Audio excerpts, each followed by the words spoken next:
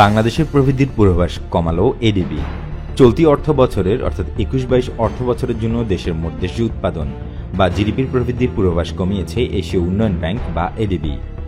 Asian development bank আউটলুকের হালনাগাদ প্রতিবেদনে বলা হয় ২০২১-২২ অর্থ বছরে বাংলাদেশের জিডিপি প্রবৃদ্ধি হবে ৬.৮%, যা এর আগের প্রতিবেদনে ৭.২% হবে বলে পূর্বাভাস দিয়েছিল সংস্থাটি। প্রবৃদ্ধির এই নতুন পূর্বাভাস এখনও প্রাক মহামারী স্তরের নিচে। প্রতিবেদনে বলা হয়, করোনা ভাইরাসের সংক্রমণ পরিস্থিতি, বাংলাদেশে বা বড় উন্নত অর্থনীতিতে সংক্রমণের হার, অভ্যন্তরীণ ও বহিরাগত চাহিদা কমে যাওয়ায় ঝুঁকি সৃষ্টি করতে পারে।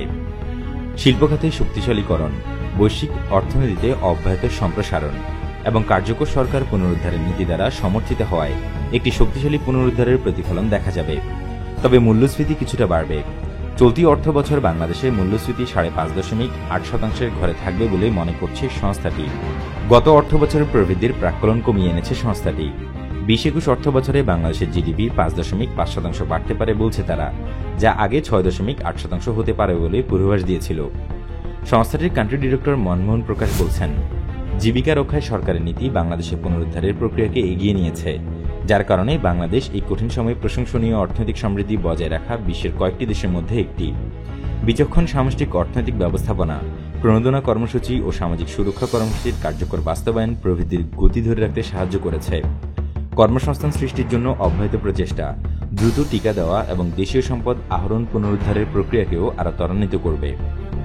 আর্থিক অন্তর্ভুক্তি ও সামাজিক সুরক্ষা সম্প্রসারণের ক্ষেত্রে সাম্প্রতিক উদ্যোগের প্রশংসা করে মনমোহন প্রকাশ আরও জানান, ব্যবসার প্রতিযোগিতা, বিদেশি বিনিয়োগ, রপ্তানি, বৈচিত্র্য, দক্ষতা উন্নয়ন ও প্রযুক্তি গ্রহণের জন্য ধারাবাহিক সংস্কার বেসরকারি খাতের বিনিয়োগকে উদ্দীপিত করবে এবং অর্থনৈতিক পুনরুদ্ধারকে ত্বরান্বিত করবে।